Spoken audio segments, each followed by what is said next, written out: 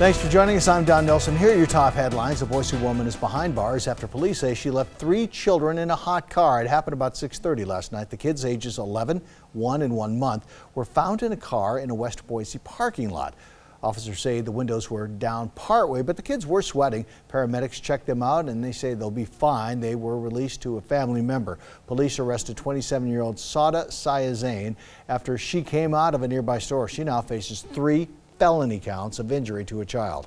Federal officials say there are too many wild horses on public lands. Now they're looking at potential solutions to cut down on the population. The acting Wild Horse Bureau Program Division Chief says the 90,000 wild horses in 10 western states, including Idaho, are more than 3 times the appropriate levels. Officials say wild horses have few predators and quickly overpopulate and surpass what rangelands can support. 50,000 wild horses are being held in corrals at a cost of about $50 million each year. Some solutions being discussed include new sterilization methods, aggressive adoption, and government officials say lethal measures like euthanasia are off the table. Of course, Idaho is known for its potatoes, and starting tomorrow, Boise will be celebrating one of the potato's most delicious forms, the fry. While they're curly, sweet potato, or French fries, Americans eat about 20 to 30 pounds of fries every year. National Fry Day isn't until Saturday, but the J.R. Simplot Company is kicking off the 3rd annual Fry Day on Friday with a huge fry-off. Music and free burgers, by the way, of course, lots of fries. Thousands expected to pack the Jump Building downtown and are encouraged to bring donations for the Idaho Food Bank. The Simplot Company is also a sponsor of the Twilight Criterium, which kicks off this week. And if you love bikes, we have the perfect event for you. It's called one of the most exciting and grueling sports ever to hit the streets of downtown Boise. Of course, we're talking about the Twilight Criterium, where sports fans can get just inches away from some of the world's best men and women cyclists. The kickoff, the Twilight Trifecta, will start tomorrow afternoon at 4 o'clock at Jump with the food and the music that we already talked about, and plus autograph sessions.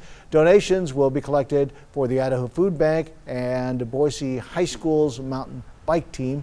On Saturday, the Twilight Kids race starts at noon with Boise's own gold medal Olympic cyclist Kristen Armstrong will be on hand.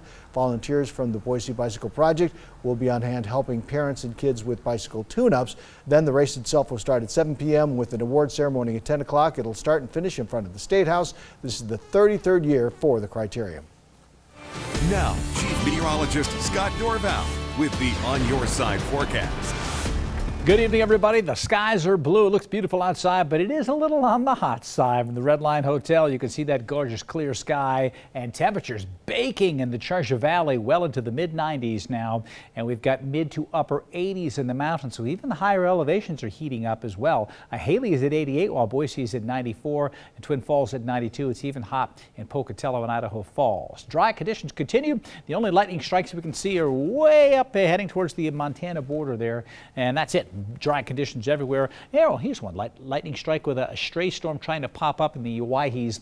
These storms won't last because the air is too dry. As they come off the mountains, the dry air will win on out and those storms will dissipate, but we could still get some gusty breezes here and there. But generally speaking, hot, dry weather continues to just kind of push its way in from southwest to northeast. That's going to continue right through the weekend. All of our moisture, the tropical moisture that's coming up from Arizona, is going back and around, and it's heading off in this direction around that high pressure, so no issues here. But big issues in the Gulf of Mexico. This is Tropical Storm Barry.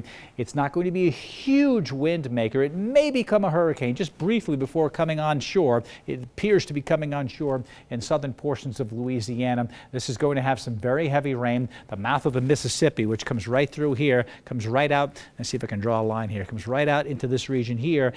This is where all the rainwater is coming in, plus we'll get a little bit of a storm surge here of several feet likely, and then more heavy rain pushing all the way up into Memphis, Tennessee is going to cause some bigger issues, and there could be some massive flooding for Baton Rouge, flash flooding, New Orleans, Lafayette. All these locations here are going to be in big trouble. Unfortunately, this could be a catastrophic flooding event coming in. We'll keep you updated on that. You can check out my Facebook page for more updates. Plus our weather here, the extended forecast, upper 90s. Friday and Saturday will be be topping 100 degrees in the Western Valley, and some even down towards Glens Ferry and Bruno. You'll be around 100 degrees or not a degree or two above. Then we drop all the way to 92 Sunday, 90 on Monday, and then stay near 90 and possibly next weekend. In time for the Garth Brooks concert on Friday and Saturday, it may drop into the mid to upper 80s, which would be a little cooler.